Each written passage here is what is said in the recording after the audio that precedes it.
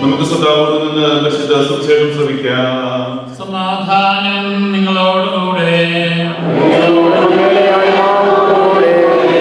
വിശുദ്ധ യോഹന്നാൻ അറിയിച്ച നമ്മുടെ കർത്താവ് ഈശോ മിശിഹായുടെ പരിശുദ്ധ സുവിശേഷം. ഞാൻ നല്ല ഇടയനാണ്. നല്ല ഇടയൻ ആടുകൾക്ക് വേണ്ടി സ്വജീവൻ അർപ്പിക്കുന്നു. ഇടയനല്ലാത്തവനും ആടുകൾ സ്വന്തമല്ലാത്തവനുമായ കൂലിക്കാരൻ ചെന്നായി വരുന്നത് കാണുമ്പോൾ ആടുകളെ ഉപേക്ഷിച്ച് ഓടിപ്പോകുന്നു. ചെന്നായി വന്ന് അവയെ പിടിക്കുകയും ചിതറിച്ച് കളയുകയും ചെയ്യുന്നു. അവൻ ഓടിപ്പോകുന്നത് കൂലിക്കാരനായതുകൊണ്ടും ആടുകളെപ്പറ്റി ചിന്തയില്ലാത്തവനായതുകൊണ്ടുമാണ്. ഞാൻ നല്ല ഇടയനാണ്. പിതാവ് എന്നെയും ഞാൻ പിതാവിനെയും അറിയുന്ന പോലെ ഞാൻ എനിക്കുള്ളവയെയും എനിക്കുള്ളവ എന്നെയും അറിയുന്നു. ഞാൻ ആടുകൾക്ക് വേണ്ടി എൻ്റെ ജീവൻ അർപ്പിക്കുന്നു. ഈ തൊഴുത്തിൽപ്പെടാത്ത മറ്റ് ആടുകൾ എനിക്കുണ്ട്. അവയെയും ഞാൻ കൊണ്ടുവരേണ്ടിയിരിക്കുന്നു. അവ എൻ്റെ സ്വരം ശ്രവിക്കും. അങ്ങനെ ഒരാട്ടിൻ പറ്റവും ഒരു ഇടയനുമാകും. വീണ്ടും എടുക്കുന്നതിന് വേണ്ടി ഞാൻ ജീവൻ അർപ്പിക്കുന്നതിനാൽ പിതാവ് എന്നെ സ്നേഹിക്കുന്നു. ആരും എന്നിൽ നിന്ന് അത് പിടിച്ചെടുക്കുകയല്ല, ഞാനത് സ്വമനസ്സ അർപ്പിക്കുകയാണ്. അത് അർപ്പിക്കുവാനും വീണ്ടും എടുക്കുവാനും എനിക്ക് അധികാരമുണ്ട്. ഈ കൽപ്പന എൻ്റെ പിതാവിൽ നിന്നാണ് എനിക്ക് ലഭിച്ചത്.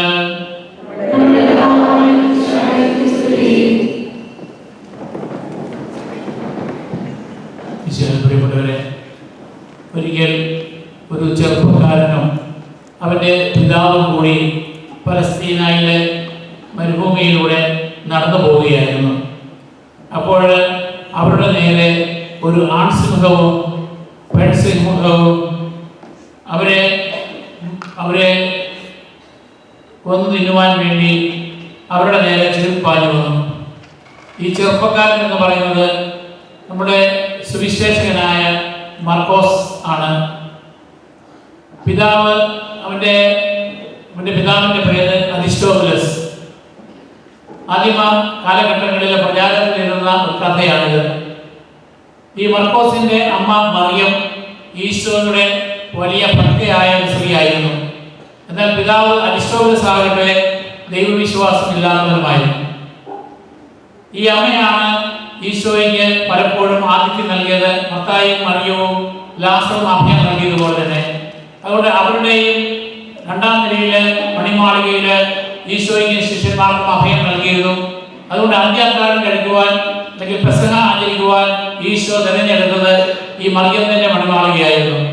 അവിടെ വെച്ചാണ് അന്ത്യാത്താഴം കഴിക്കുക. മാത്രമല്ല, പിന്നീട് ശിഷ്യന്മാര് അവരുടെ അഭയസ്ഥാനമായി ഒളിച്ചിരുന്നത് അവിടെയാണ്. അവിടെ വെച്ചാണ് പരിശുദ്ധാത്മാവ് അപ്പസ്തോലന്മാരുടെ മേൽ ഇറങ്ങി വന്നത്. ഇന്ന് വിശുദ്ധ നാൾ സന്ദർശിക്കുമ്പോൾ നമ്മൾ ആ സെന്റിയോൻ മാളിക കാണാറുണ്ട്. അങ്ങനെ ഈ ഭക്തിയായ അമ്മ കാരണം ഈ മകനും ഈശോയുടെ ഒരു ഭക്തനായിരുന്നു. കാരണം അന്ത്യാത്താഴ വേളയിലും അവന് ഈശോ പറയുന്ന കാര്യങ്ങളും ഒരാൾ ഒറ്റിക്കൊടുക്കുമെന്നും ഒക്കെ പറഞ്ഞത് കൊണ്ടാണ് അവന് ഗത്സമനത്തോട്ടത്തിൽ ചെല്ലുകയും അവിടെ വെച്ച് ശിഷ്യന്മാരെല്ലാം ഓടി ഒളിച്ചു കഴിഞ്ഞ് ഈ മർക്കോസിനെ പിടിക്കാൻ പട്ടാളക്കാരൻ നോക്കുമ്പോൾ അവന്റെ മേലങ്കി ഉപേക്ഷിച്ച് ഭക്തനായി ഓടിപ്പോയി എന്നും മർക്കോസിന്റെ തന്നെ സുവിശേഷത്തിൽ അദ്ദേഹം രേഖപ്പെടുത്തിയിരിക്കുന്നത്. അങ്ങനെ ഈ സിംഹം രണ്ട് ആൺസിംഹവും പെൺസിംഹവും ചാടിക്കറി വന്നപ്പോൾ അരിസ്റ്റോബുലസ് പറഞ്ഞു, എൻ്റെ മകനെ നീ ചെറുപ്പമാണ്, നീ ജീവിക്കണം. അതുകൊണ്ട് നമ്മൾ രണ്ടുപേരും കൂടി മരിക്കുവാനിടയാകണ്ട. നമ്മൾ രണ്ടുപേരും കൂടി ഓടിയാൽ നമ്മൾ രണ്ടുപേരെയും സിംഹം പിടിക്കും. ഒരാളെ ഓടുകയാണെങ്കിൽ അവനെങ്കിലും രക്ഷപ്പെടും. പക്ഷെ ഒരാളോട് നിൽക്കാതിരിക്കാൻ പറ്റത്തില്ല. അതുകൊണ്ട് ഒരു കാര്യം ചെയ്യാം, ഞാൻ നിൽക്കാം, കാരണം നീ ജീവിക്കണം.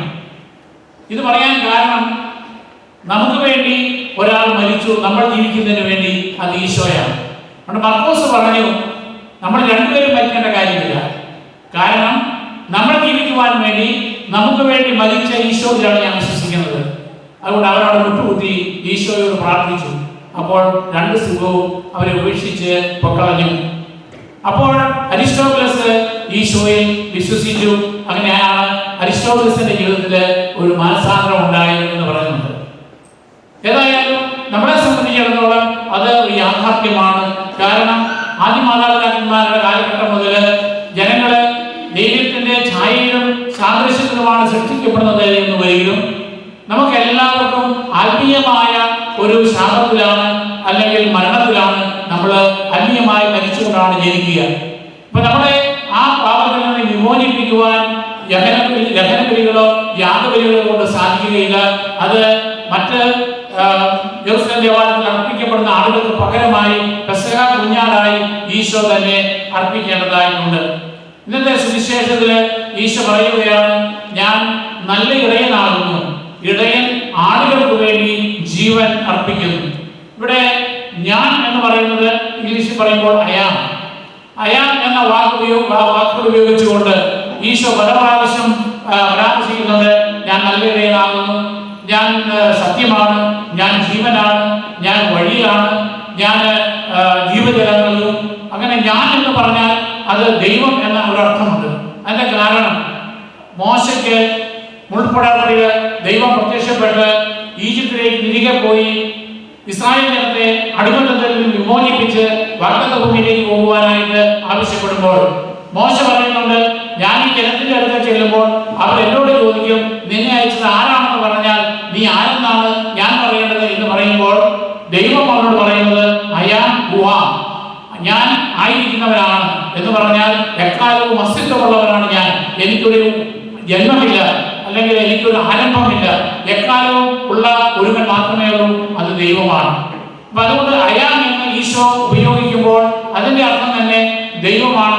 ആ ഒരു വാക്കിന്റെ പേരിലാണ് ഈശോയെ യഹൂദ പ്രമാണിമാര് ദൈവദൂഷണം ആരോപിക്കുന്നത്. നീ നിന്നെ തന്നെ ദൈവത്തിന്റെ സമനായി ചിത്രീകരിക്കുന്നുവെന്ന്. ഇനി ഈശോ പറയുകയാണ്, ഞാൻ ഇടയനാകുന്നു എന്നല്ല പറയുക, ഞാൻ നല്ല ഇടയനാകുന്നു. പഴയ നിയമ കാലഘട്ടത്തില് ഇടയനും ആടുകളും തമ്മിലുള്ള ബന്ധമാണ് ഇസ്രായേൽ ജനങ്ങളും ദൈവവും തമ്മിൽ ഉണ്ടായിരുന്നത്. ആടുകളുടെ പ്രത്യേകത എന്ന് പറയുന്നത്, അപ്പൊ ചെമ്മരിയാടുകളെ പറ്റിയാണ് പരാമർശിക്കുക, കോലാടുകളെ കുറിച്ചല്ല. ചെമ്മരിയാടുകൾക്കുള്ള പ്രത്യേകത അവയെല്ലാം ശാന്ത സ്വഭാവമുള്ളവയാണ്. അവയ്ക്ക് ധാരാളം രോമങ്ങളുള്ളത് കൊണ്ട് അവയ്ക്ക് വെയിറ്റ് ഉണ്ട്. അവ വളരെയേറെ ഒരു കൂട്ടമായിട്ട് നടക്കുകയുള്ളൂ. അവരെ നയിക്കുവാനായിട്ട് ഇടയൻ വേണം. കാരണം ഏതെങ്കിലും മുന്നേ പോകുന്നവരുടെ പുറകെ അവരുടെ പോകത്തേ ഉള്ളൂ. ശത്രു വന്നാൽ അതിനെ ഡിഫെൻഡ് ചെയ്യുവാനുള്ള കരുത്തൊന്നും അവർക്കില്ല. അത് ശത്രു പിടിച്ചടക്കുക തന്നെ ചെയ്യും. അതുകൊണ്ട് ഇടയന്മാര് സാധാരണഗതിയിൽ രണ്ട് വടികൾ പിടിക്കും. ഒന്ന് ഒരു ഊന്നുവടിയും മറ്റൊന്ന് ഒരു ദണ്ഡുമാണ്. അതുകൊണ്ടാണ് ദാവീദ് രാജാവ് 23-ാമത്തെ സങ്കീർത്തനത്തിൽ പറയുന്നുണ്ട്, Lord is my shepherd, I shall not want. ദൈവം എന്റെ ഇടയനാകുന്നു, എനിക്ക് ഒന്നിനും കുറവുണ്ടാവുകയില്ല എന്ന് പറഞ്ഞ് അതിനെപ്പറ്റി വിവരിക്കുമ്പോൾ അദ്ദേഹം പറയുന്നുണ്ട്, your road and your staff give me courage. നിന്റെ ദണ്ഡും ഊന്നുവടിയും എനിക്ക് സംരക്ഷണം നൽകുന്നു. അതായത് ഒരു ഇടയനെ സംബന്ധിച്ചിടത്തോളം നമ്മൾ പത്രാനാഥ് വടി കാണാറുണ്ട്, ഒരു നീണ്ട വടി, അതിന്റെ മുകളിലായിട്ട് ഒരു വളവുണ്ടായിരിക്കും. ആ വടി ഒരു അംശവടിയാണ്, സ്ഥാനചിഹ്നമാണ്. കാരണം ഇവര് ഇടയനായിട്ട് തിരഞ്ഞെടുക്കപ്പെട്ടിരിക്കുന്നു എന്നുള്ളതാണ്. കാരണം നടക്കാൻ ഒരു വടി ആവശ്യമായതുകൊണ്ടല്ല. ആ വടി കൊണ്ട് ഈ ഇടയൻ മുന്നേ നടക്കുമ്പോൾ ആ വടിയുടെ ഒച്ച കേട്ട് അല്ലെങ്കിൽ അദ്ദേഹത്തിന്റെ ആ പാതിയെ പിന്തുടർന്നുകൊണ്ടാണ് ആടുകൾ പോവുക. അവ ഇടയനാണ് പച്ചപ്പുൽത്തകിടുകൾ അറിയാവുന്നത്. കാരണം ആടുകൾ ഇങ്ങനെ കുടിച്ചു നടക്കുന്നത് കൊണ്ട് എവിടെയാണ് പച്ച തകിടുകൾ ഉള്ളത് എന്ന് അവർക്ക് അറിയത്തില്ല. അതുകൊണ്ട് തന്നെ പ്രശാന്തമായ ജലാശയത്തിലേക്ക് നയിക്കുന്നത് ഈ ഇടയനാണ്. കാരണം വെള്ളച്ചാട്ടത്തിൽ പോയി വെള്ളം കുടിക്കാൻ പറ്റത്തില്ല. നമ്മളൊക്കെ വെള്ളം കോരി കുടിക്കും. പക്ഷെ നമ്മൾ കൈ ഉപയോഗിക്കാതെ വെള്ളം കുടിക്കുകയാണെങ്കിൽ നമ്മൾ വെള്ളം കുടിക്കുമ്പോൾ മൂക്കിലേക്ക് വെള്ളം കയറും, നമ്മൾ ശ്വസിച്ചുകൊണ്ട്. ഇതുപോലെ തന്നെയാണ് ആട് വെള്ളം കുടിക്കാൻ ചെല്ലുമ്പോൾ ഇളകുന്ന വെള്ളത്തിൽ വെള്ളം കുടിക്കാൻ പറ്റത്തില്ല. അതുകൊണ്ട് ശാന്തമായ ജലാശയം എവിടെയാണെന്ന് കണ്ടുപിടിച്ചു കൊടുക്കുന്നത് ഇടയനാണ്. അതുപോലെ തന്നെ ചെന്നായി വന്ന് ഇവരെ ആക്രമിക്കുവാൻ തുടങ്ങുമ്പോൾ അല്ലെങ്കിൽ കള്ളന്മാർ വന്ന് ആടിനെ കൊണ്ടുവരാൻ വന്നാൽ ആ ആടുകളിൽ നിന്ന്, ആ കള്ളന്മാരിൽ നിന്ന് അല്ലെങ്കിൽ ആ ചെന്നായിൽ നിന്ന് ഇവരെ രക്ഷിക്കുവാനാണ് അവന്റെ കയ്യിൽ വെറും ദണ്ഡുണ്ട്. നമ്മുടെ യുദാസിയുടെ രൂപത്തില് അദ്ദേഹത്തെ അടിച്ചു കൊള്ളുന്ന ഗത അല്ലെങ്കിൽ ദണ്ഡ് നമ്മൾ കാണുന്നുണ്ട്.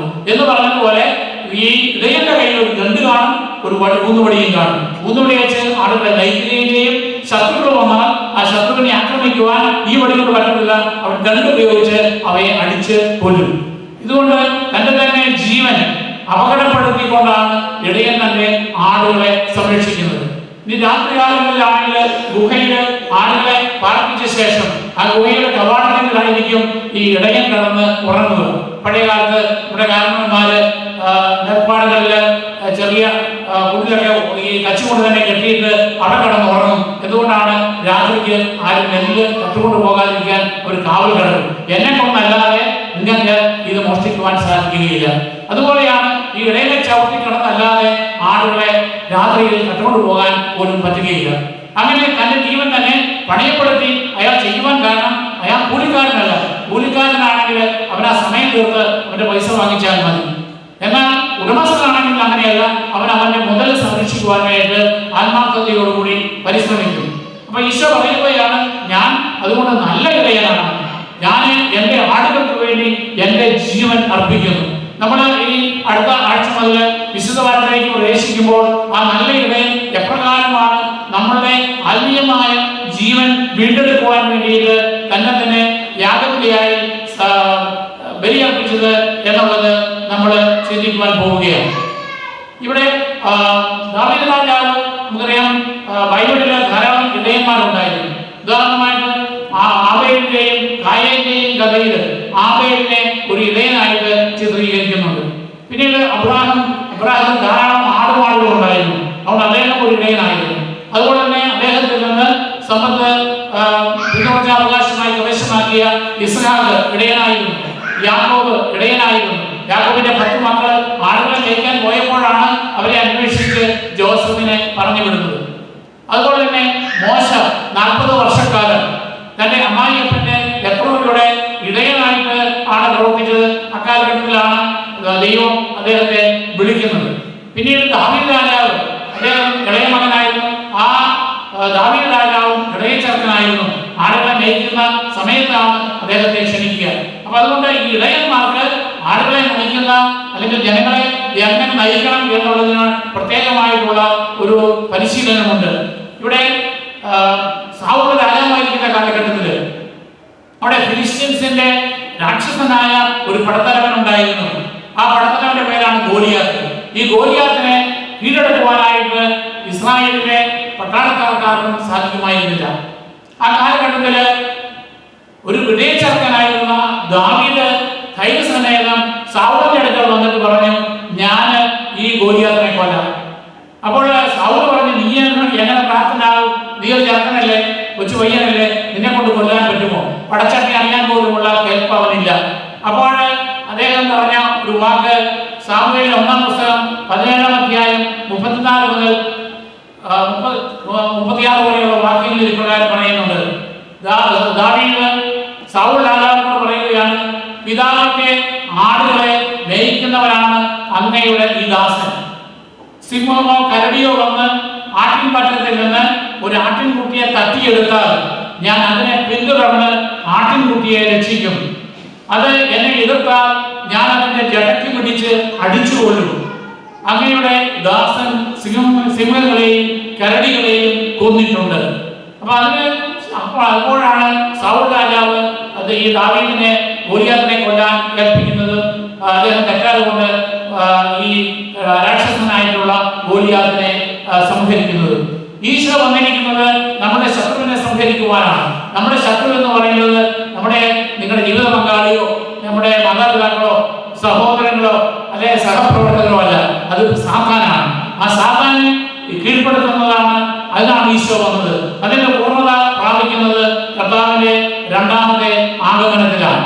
അവിടെ ഇടയനും ആടുകളും തമ്മിലുള്ള ബന്ധം, ആടുകൾക്ക് ഇടയനെ അറിയാം, ഇടയൻ ആടുകളെ അറിയാം. നമുക്കറിയാം, ചില കൊച്ചു കുഞ്ഞുങ്ങളെ നമ്മളാരെങ്കിലും അപരിചിതമായ ഒരാൾ എടുക്കാൻ ചെന്നാൽ അല്ലെ ഞാൻ കൈ നീക്കിയാൽ കൊച്ചു വരിക. കാരണം കൊച്ചിന്റെ അമ്മയെ അറിയാം, കൊച്ചിന്റെ അപ്പനെ അറിയാം, അല്ലെങ്കിൽ ആ വീട്ടിലുള്ള മറ്റുള്ളവരെ അറിയാം. പക്ഷെ അപരിചിതരുടെ കൂടെ കൊച്ചു പോവുകയാണ്. ഇതുപോലെ തന്നെയാണ് ആടുകൾ അവരുടെ ഇടയന്റെ കൂടെ അല്ലാതെ അവർ വേറെ മറ്റുള്ളവരുടെ കൂടെ പോകുന്നില്ല. ഇടയിൽ ആടുകൾക്ക് ഓരോന്നിനും പേരിട്ടിട്ടുണ്ട്. വാത്സല്യത്തോടുകൂടി അവയെ പേര് ചൊല്ലി വിളിക്കുന്നുണ്ട്. അതുകൊണ്ടാണ് ഈശോ പറയുക, എനിക്ക് എന്റെ ആടുകളെ അറിയാം, എന്റെ ആടുകൾക്ക് എന്നെയും അറിയാം. എന്നാൽ ഈ കൂട്ടത്തിൽ പെടാത്ത, അതായത് ഇസ്രായേലിന്റേതല്ലാത്ത മറ്റു ആളുകളും, അതായത് വിജാതികൾ, പാപികള്, സമറിയാക്കാര്, ഇങ്ങനെ മറ്റുള്ളവരെ അവഗണിച്ചു കഴിയുന്ന മറ്റാളുകളും ആ എന്നെ ഗണത്തിലേക്ക് ഞാൻ കൂട്ടിക്കൊണ്ട് ജീവാർപ്പണം ചെയ്യുകയും ചെയ്യും. അങ്ങനെ ഈശോയുടെ ആ ജീവാർപ്പണത്തെ അനുകരിച്ചുകൊണ്ടാണ് ക്രൈസ്തവ സഭയിൽ ധാരാളം സമർപ്പിതര് വിശുദ്ധ നാട്ടുകൾ ഉണ്ടായിട്ടുള്ളത്. നമുക്കറിയാം, ഈ അടുത്ത കാലത്തും വടക്കേ അമേരിക്കയിൽ നമ്മുടെ മലയാളികളായ ചില വൈദികരെ ആക്രമിക്കുന്നതായി നാം കാണുന്നുണ്ട്.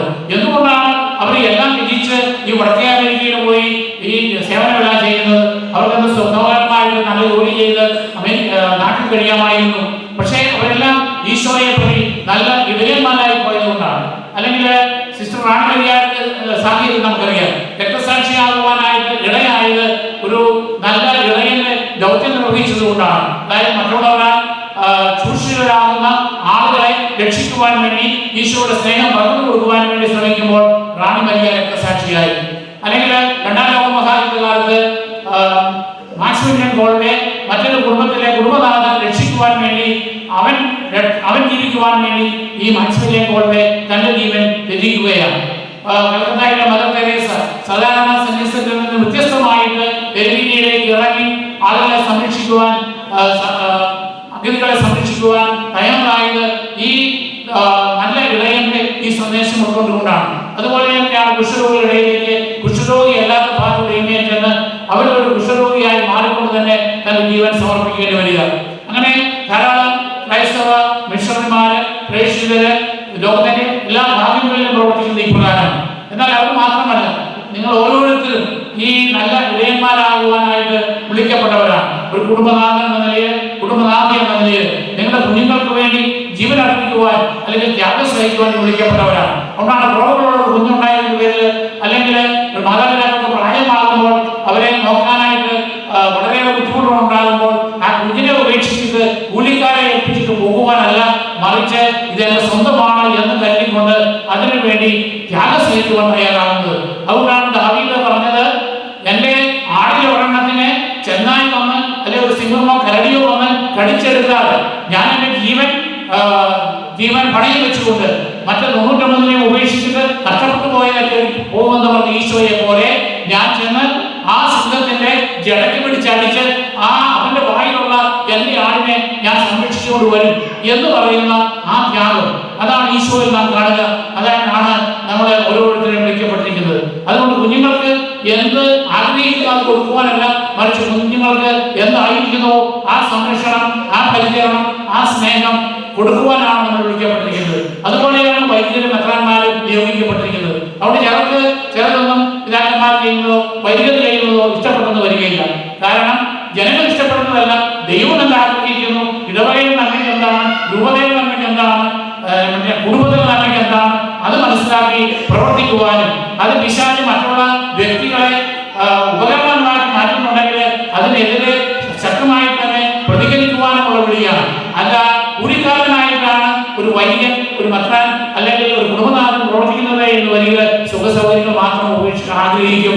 വെറുതെ ശരീരത്തിന് വഴക്കിൽ ഒന്നും പോകണ്ട എന്ന് വിചാരിക്കും. അപ്പോൾ നമ്മളെ സംബന്ധിച്ചിടത്തോളം ഉത്തരവാദിത്വമുള്ള ഇടയന്മാരാകണമെങ്കിൽ നമ്മള് ദൈവത്തിന്റെ വിളി എന്താണ്, ദൈവത്തിന്റെ നിയോഗം എന്താണ്, സഭയുടെ വളർച്ച എന്താണ്, സഭയോട് ചേർന്ന് കുടുംബത്തിന്റെ നന്മയ്ക്ക് വേണ്ടി, ഇടവകയുടെ നന്മയ്ക്ക് വേണ്ടി, സമുദായത്തിന്റെ, സഭയുടെ, രൂപതയുടെ നന്മയ്ക്ക് വേണ്ടി പ്രവർത്തിക്കുവാനായിട്ട് നമുക്ക് സാധിക്കണം. അതുകൊണ്ട് നമ്മള് പിശാചിനെ നമ്മുടെ ഉപകരണങ്ങളാക്കാൻ ഉപയോഗിക്കുക. കർത്താവിന്റെ 12 അപ്പസ്തലന്മാരിൽ ഒരുവനായ യൂദാസിനെ പിശാച് ഉപയോഗിച്ചു. അതുകൊണ്ടാണ് സാത്താൻ അവന് പ്രവേശിച്ചു അദ്ദേഹത്താഴ വേളയിൽ നിന്ന് സുവിശേഷം രേഖപ്പെടുത്തിയിരിക്കുന്നത്. പ്രദേശത്ത് വെച്ച് ഈശോ ആദ്യമായിട്ട് തന്റെ ഭാര്യകളെ സഹിക്കേണ്ടി വരുന്നു, പുരുഷൻ മരിക്കേണ്ടി വരും എന്ന് പറയുമ്പോൾ പത്രോസ് തടസ്സം പറഞ്ഞപ്പോൾ ആദ്യത്തെ മാർപ്പാപ്പായ പത്രോസിനോട് പറഞ്ഞു, സാത്താനെ നീ പരീക്ഷിക്കാതെ മാറി നിൽക്കാൻ പറഞ്ഞു. കാരണം ഈ സാത്താൻ ആദ്യകാലത്ത് സർപ്പത്തിന്റെ രൂപത്തിൽ വന്നെങ്കിൽ പിന്നെ പത്രോസിന്റെ രൂപത്തിലും പിന്നീട് യുദാസിന്റെ രൂപത്തിലും ഒക്കെ വന്നിട്ടുണ്ട്. അതുകൊണ്ട് തന്നെ ഈ പിശാച് തന്നെ നമ്മളെ ചിലപ്പോൾ മറ്റുള്ളവരെ നന്മയിൽ നിന്ന് പിന്തിരിപ്പിക്കുവാനോ അല്ലെങ്കിൽ മറ്റുള്ളവർ നമ്മളെ പിന്തിരിപ്പിക്കുവാനോ ഒക്കെ ഇടയാകാം. അതുകൊണ്ടാണ് സത്യത്തിന്റെ മാർഗത്തിലൂടെ, ക്രിസ്തുവിന്റെ മാർഗത്തിലൂടെ നടക്കുവാനായിട്ട് നമ്മൾ പരിശ്രമിക്കേണ്ടത്. അതുകൊണ്ട് നമ്മൾക്ക് വേണ്ടി ത്യാഗം സഹിച്ച ഈശോയുടെ ആ വലിയ ബലിയർപ്പണത്തെ അനുസരിക്കുകയും അതോടൊപ്പം തന്നെ നമ്മളെ ഏറ്റെടുക്കേണ്ടതായ കുരിശുകൾ നമ്മുടെ സമർപ്പിതമായിക്കൊണ്ട് ആ ആളുകളെ സന്തോഷിപ്പിക്കുവാനല്ല, മറിച്ച് ദൈവത്തിന്റെ നിയോഗം എന്താണോ അതനുസരിച്ച് നമ്മുടെ കുടുംബത്തെയും ഇടവകയെയും സമുദായത്തെയും നമ്മുടെ പ്രവർത്തന മേഖലകളെയും